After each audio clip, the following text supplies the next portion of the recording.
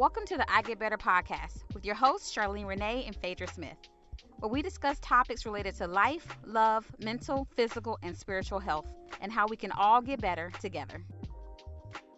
Welcome to the I Get Better podcast. This is your host, Phedra Smith. And I'm Charlene Rene. And today we're going to continue our I Get Better at Relationship series.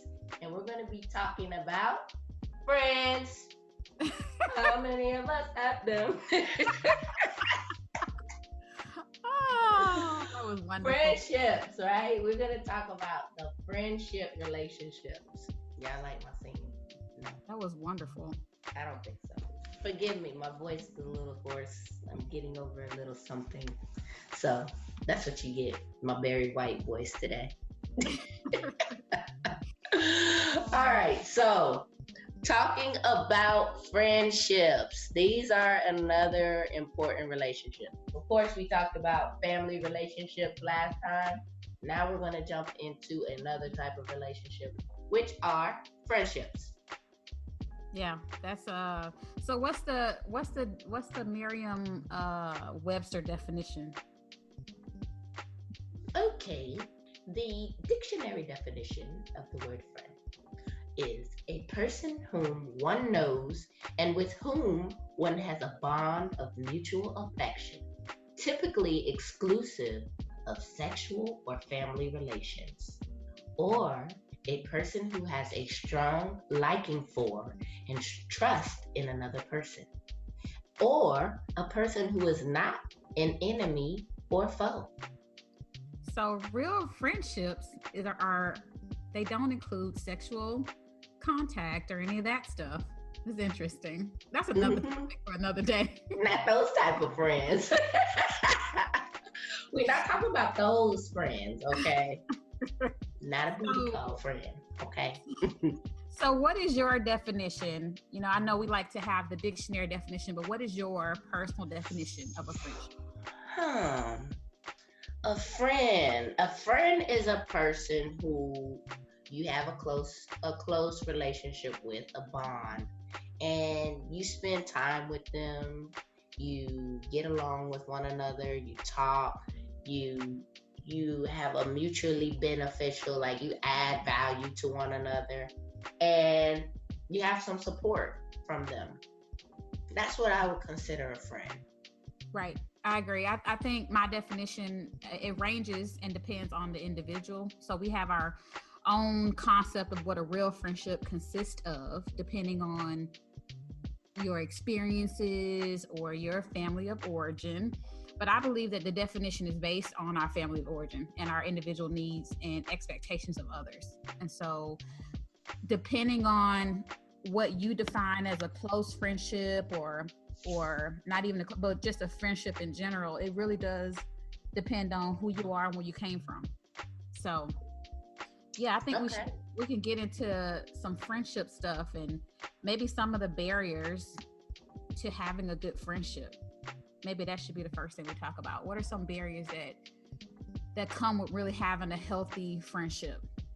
So, well, I think if you don't have an adequate, healthy definition of what a friend is, then you will get into relationships and you will call people friends who do not have your best interests at heart, who aren't there to support you, who aren't dependable, who aren't loyal, who don't treat you good, who just take and don't give anything, and who may backstab you or, go around you and treat you wrong. And so if your definition is flawed, it may be that you do have friends according to your definition of what a friend is, but it may not be healthy if the definition isn't healthy. Right. So I think that also sometimes depend on how healthy you are as a person. Yeah, so if you're not healthy individually, right, then you will have difficulty maintaining healthy friendships. Yeah, or defining what a healthy friendship should look like. So I think that's one of the barriers is you not being healthy as a person, and also what you mentioned, not having a good, healthy working definition of what friendship means or should look like. And then also maybe you just don't know how to build friendship relationships, or you don't know how to be a friend to other people.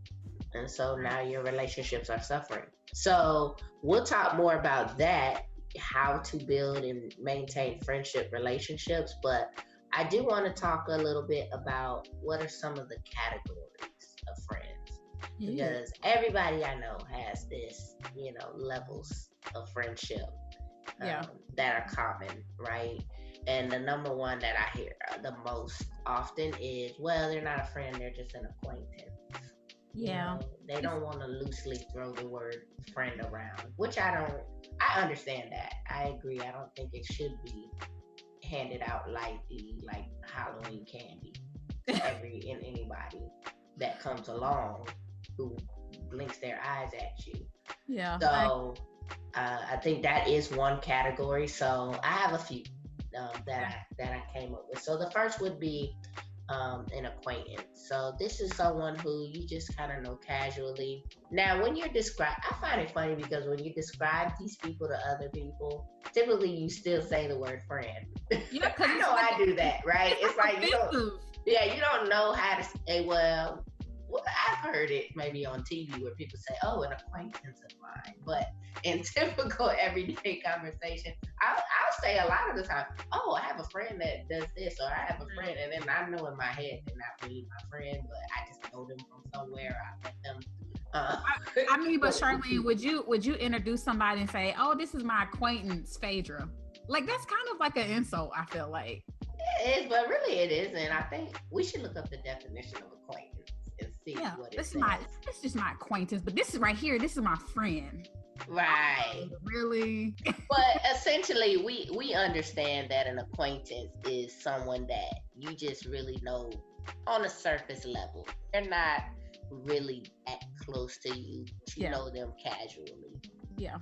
So you have acquaintances. And then another category that you may have are like your coworkers, which really you could say maybe acquaintances, but I kind of put them in their work friends, I would say. Yeah. And so you have your friends at work.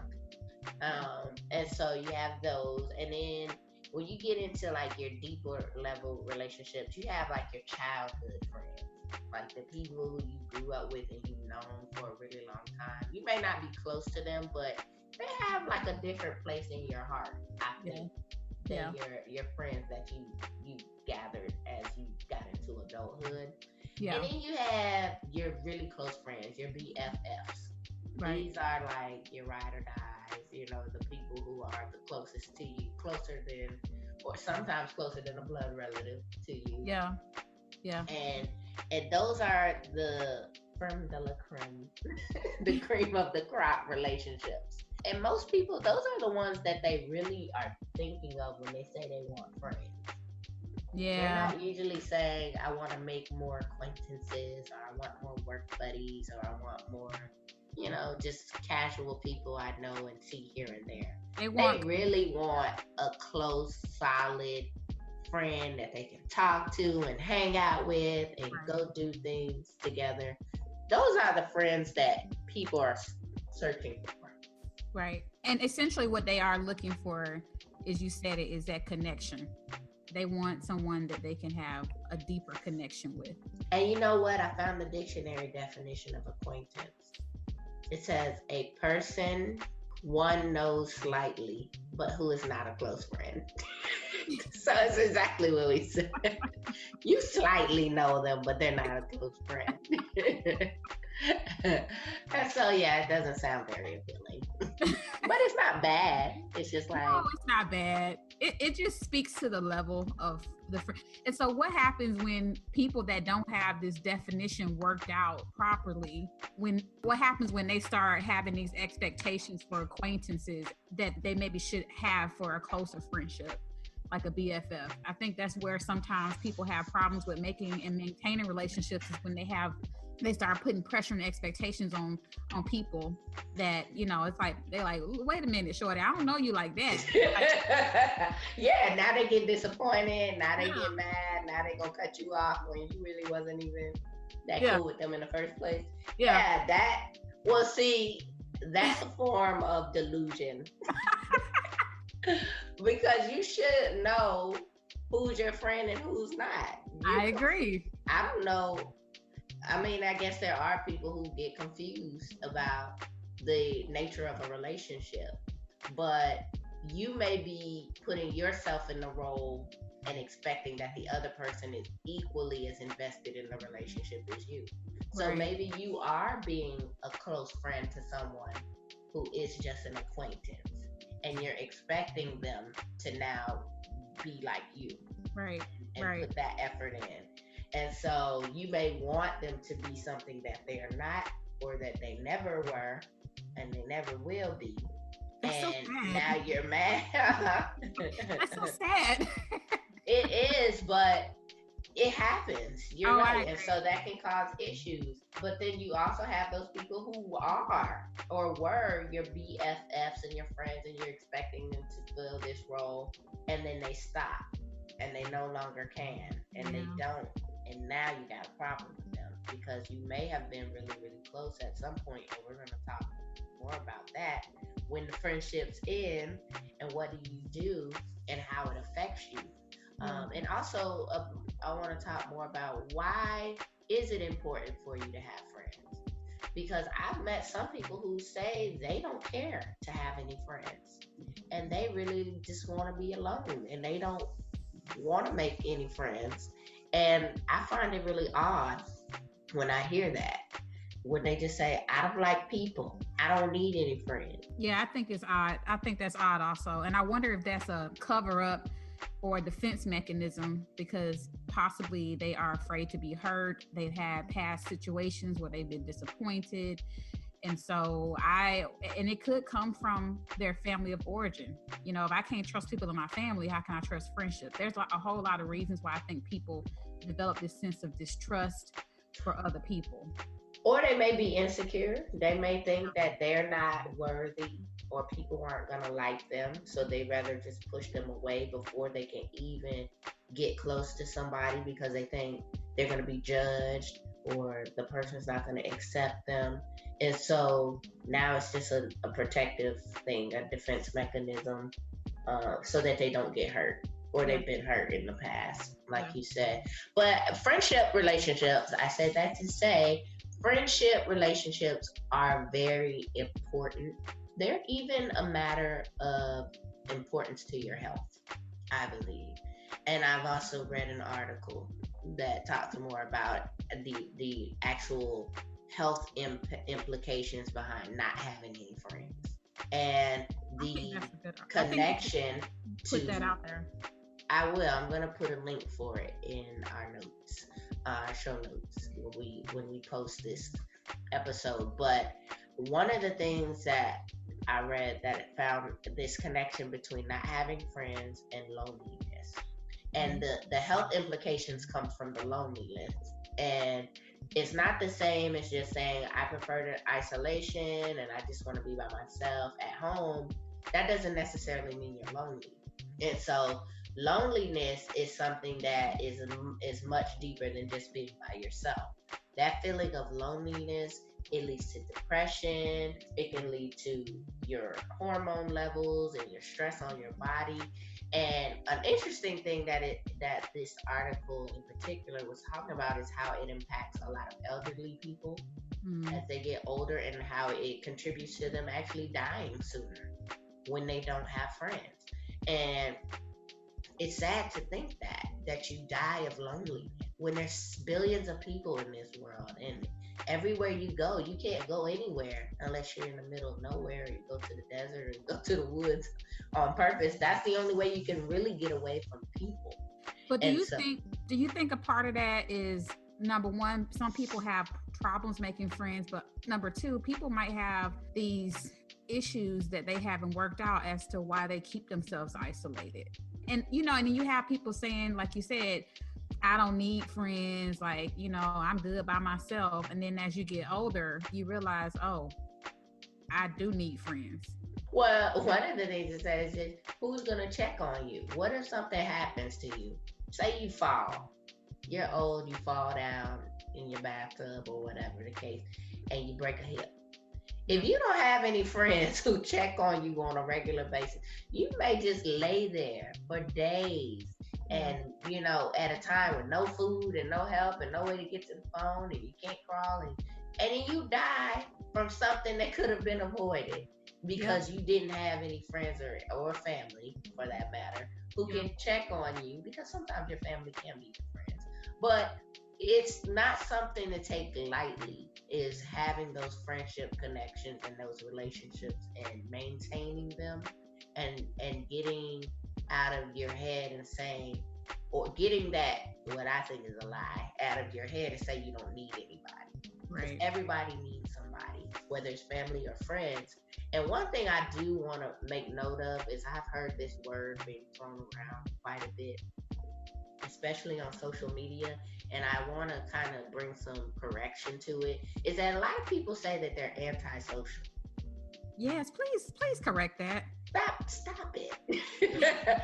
So, antisocial, they have a false definition of what that means. And so people think that antisocial means that they just prefer to be by themselves, and they just really don't like parties, and they don't like social situations, and they don't want to be invited to things, and they're like, leave me alone, I just want to stay home and watch Netflix or whatever the case, and that makes me antisocial. That is not antisocial. Antisocial is a mental disorder. It's a personality disorder. Antisocial personality disorder is not the same as saying you want to be alone and you like your own company. And so I really wish that people would stop saying that they're antisocial, because you know what? The people who say that are really lying, because this is how I'm going to prove my point on that. When you say you're antisocial, the only way I would believe that you really are antisocial is that when you are alone at your house, you aren't doing anything relatively social.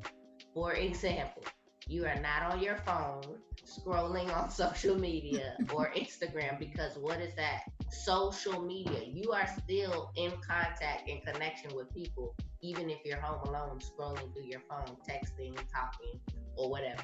If you are watching movies or Netflix, guess what? You are maybe not communicating, but you are interacting with the people on the screen, because people are there with you, even if they're fantasy people. If you're reading a book, you're making some kind of connection to the characters in the book. That is a social interaction. So unless you're just sitting quietly in a room, looking at the walls, and just thinking and being alone with your thoughts all of the time, I really wouldn't consider you to be an antisocial person. Well, people need to look up what antisocial personality disorder is, because then they wouldn't define themselves as that also. It's not a good thing. Right, because that's really like, an antisocial person is purposely going out doing bad things, hurting people. They have no conscience. They are just terrible. Terrible people. Terrible. No morals, just bad. And so that's not you if you just don't want to go to somebody's party. Okay, or you just want to be home with a good book, or you just want to be home binge watching Game of Thrones. Like, that isn't antisocial, and so stop saying that. That's my little rant for the day on that.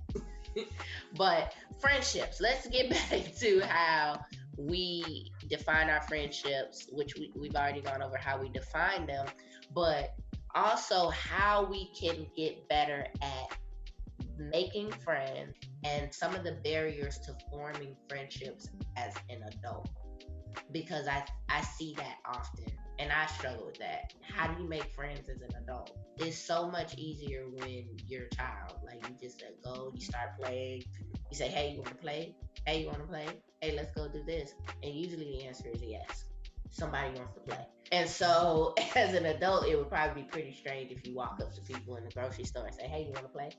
They're going to look at you like you're crazy. But that is something that people struggle with, is forming and building new friendships. Because what you'll find is that even if you have a good group of friends, or your BFFs, or your circle, your tight-knit circle, life happens and people go through changes, and time and distance sometimes bring a wedge into those relationships. And so it sometimes becomes necessary to form new relationships, new friendships, just based out of life happening to you.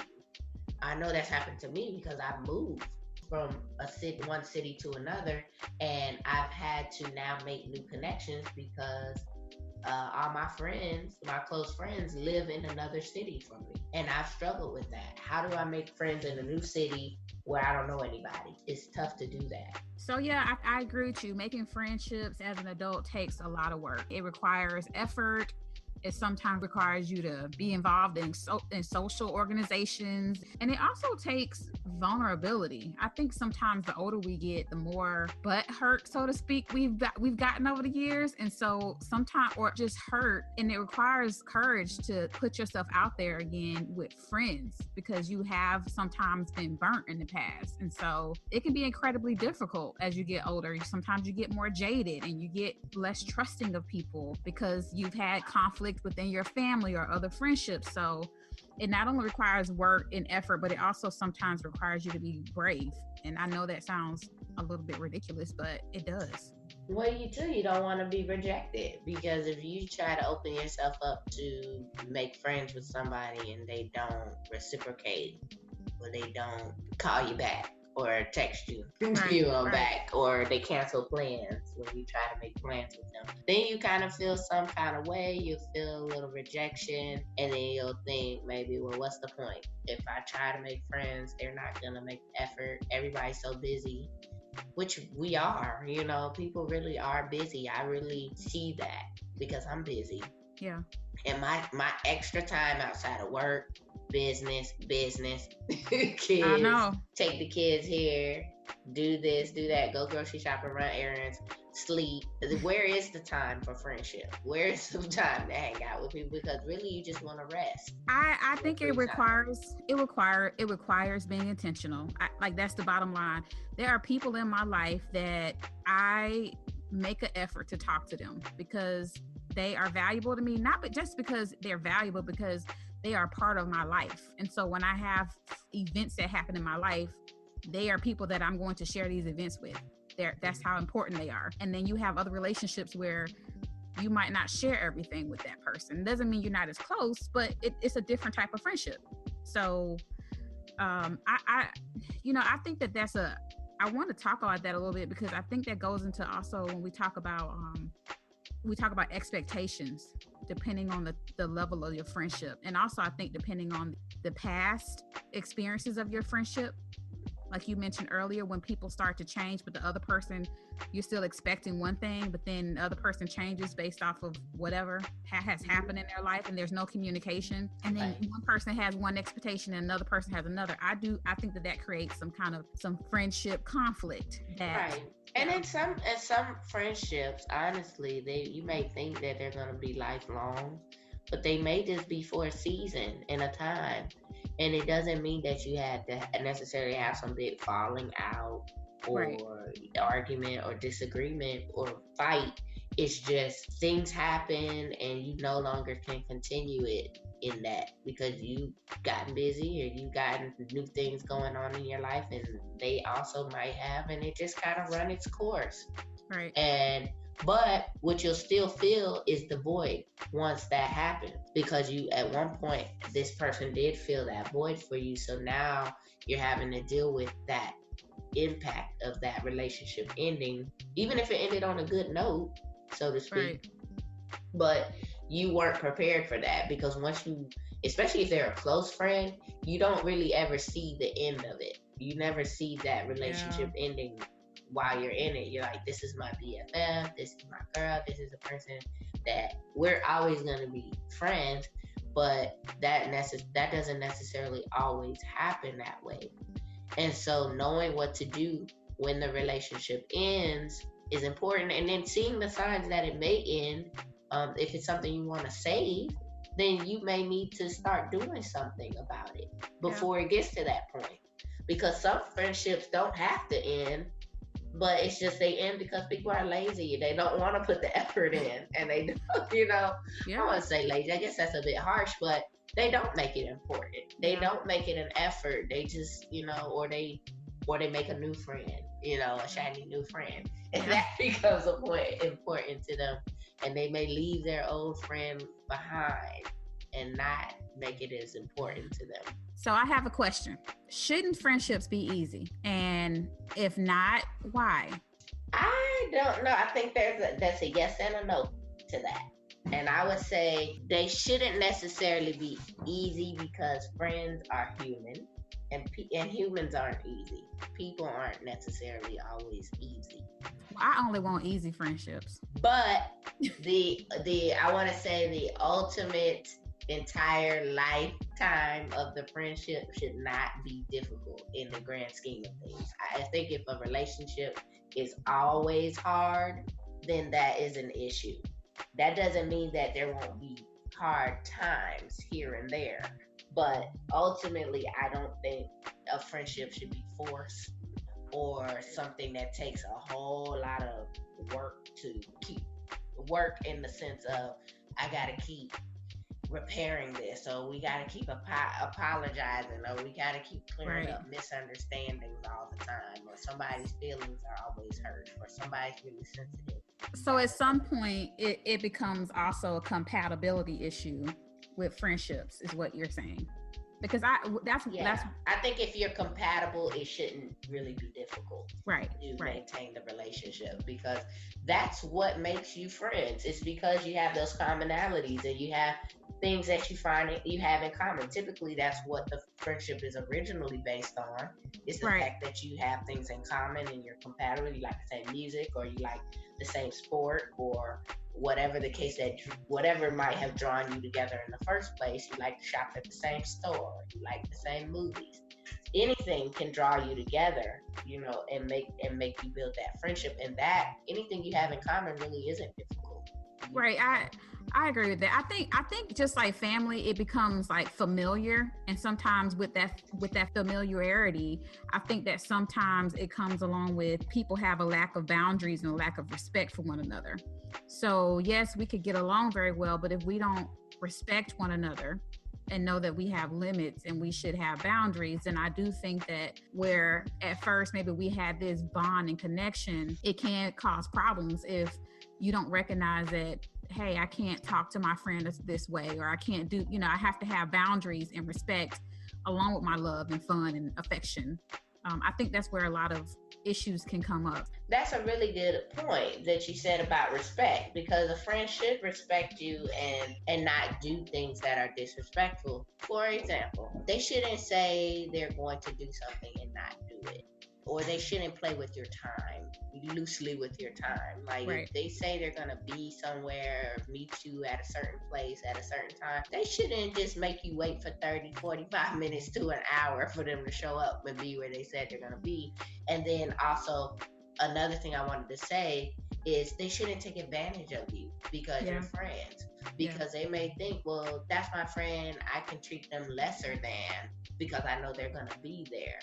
And that's not right, because I had friends like that. Like, you just really couldn't depend on this person to do what they said they were going to do. Like, if they said, I'm coming over, it would maybe be 2 or 3 hours late. And it came to be to the point where I would just say, that's just who they are. I know if they say they're going to do this, that is never going to be on time. They're just not going to be on time. They're just not going to do what they said they're going to do. And I had to now put them in a different category at that point. I had to now say, this person isn't a friend who's going to be respectful of my time. And that doesn't mean I cut off the relationship, but I now have to adjust my expectations for that person and not allow them to take advantage of me. So now I may not invite you to anything that I know that I need you to be on time for at that point. And so it is important that you don't allow your friends to become so familiar that you just treat them any kind of way and don't have respect for their feelings, or you just say anything to them because you think, you want to be honest. Don't be hurtful.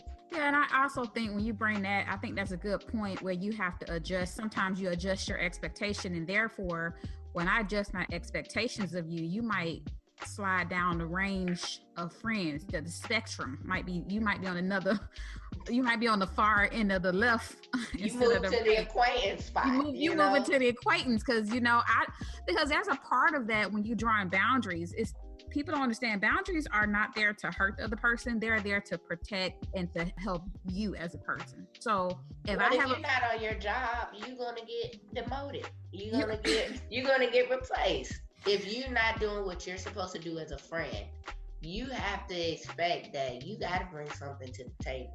You can't just say, I'm your friend in word and not in action. That's not a friend at all.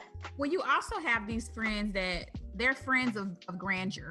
They like to do big things, but when it comes to the everyday things that I think really speak to a true friendship or a certain level of a friendship, it's different. So I think adjusting your expectations, but also having that relationship with that person where y'all kind of know where y'all stand. I think that's important also. Well, that might be a new category of friend. That's like, Santa Claus friend.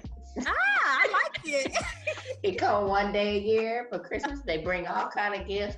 Or they down for a big party, or they down for a big trip, or something like that, and they'll come through on something like that. But like you said, the little everyday stuff, just calling to check on you, see how you are, how you doing, can I bring you something, can I pray for you, something like that, they may be no good for that. And so at that point, like you said, you just keep them in their category, you keep them in their lane. This is my Santa Claus friend. I don't have no friends like that just, Santa Claus me. So maybe need to create a spot on my roster for the Santa Claus friend, because that would be nice to have somebody come through and do something big for me. That would be pleasant, I think, to experience that. So just being able to put people in their proper categories and adjusting your expectations of them, and understanding that seasons come and go and people do change and life does happen and their roles may change in time. They may start as an acquaintance, move up the ranks to become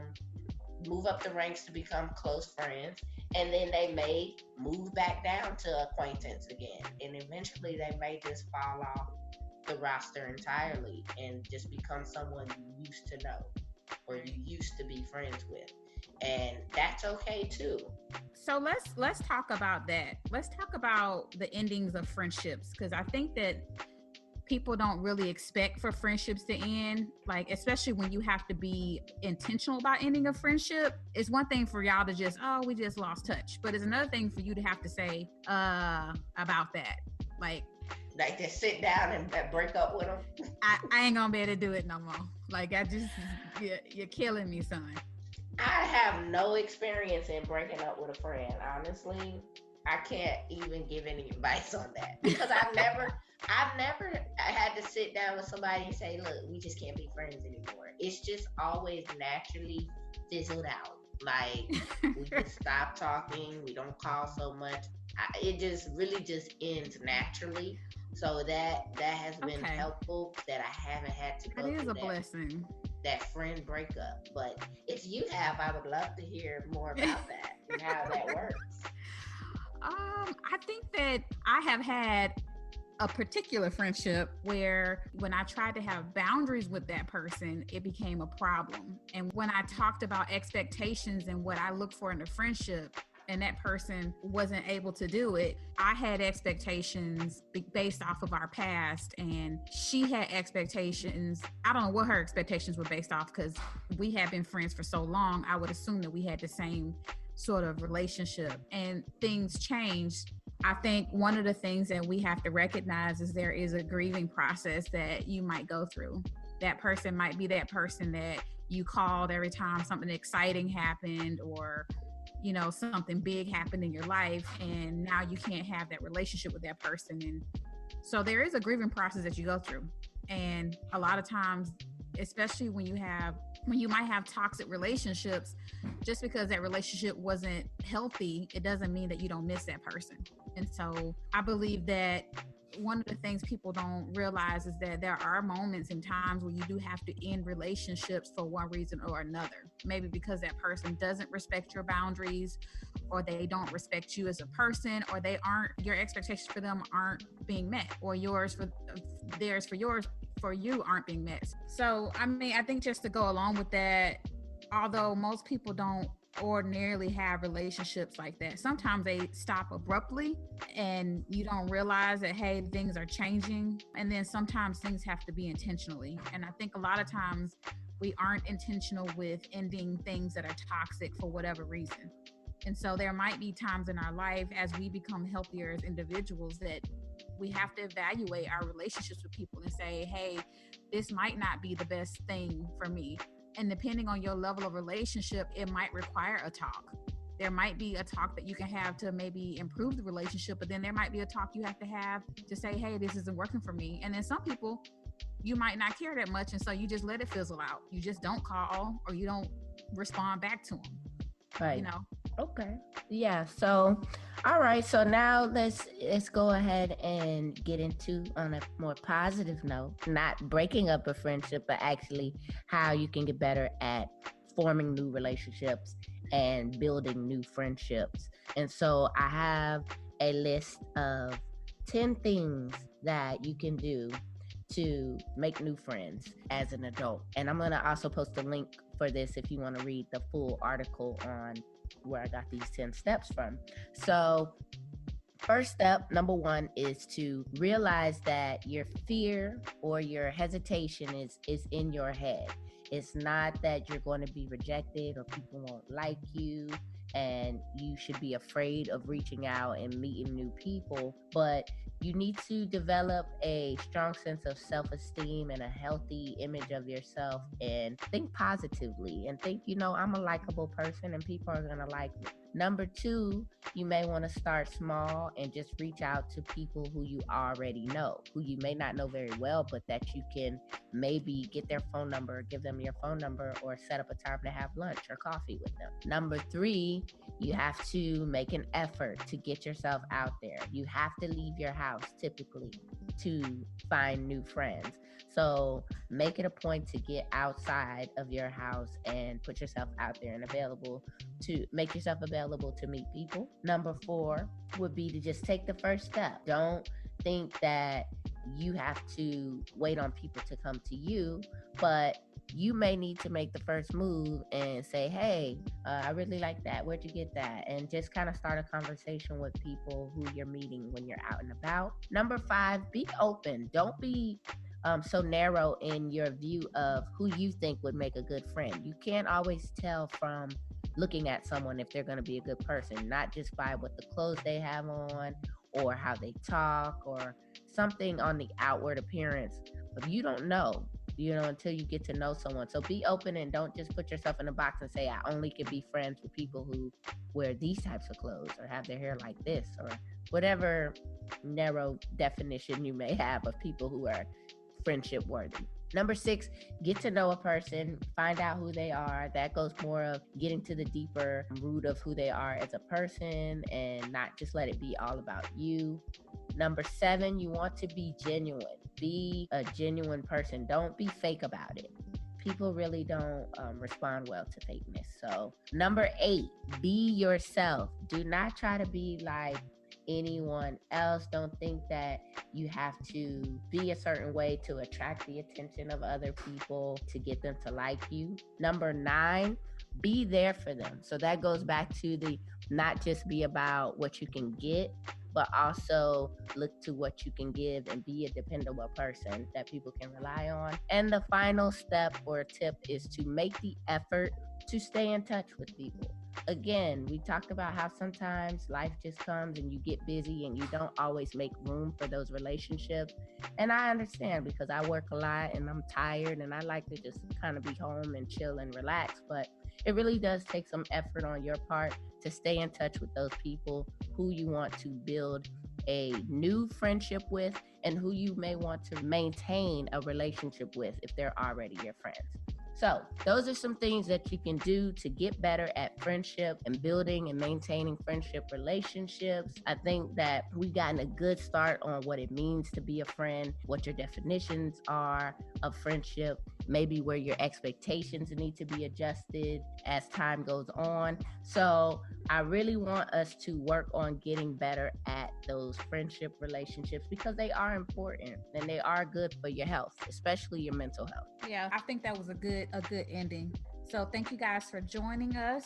Remember to like, share, comment, and reach out to us. Have there been situations where you've had to end toxic relationships or put boundaries up and what that was like for you? We'd love to hear from you guys. So let's keep getting better in order to do better, in order to be better.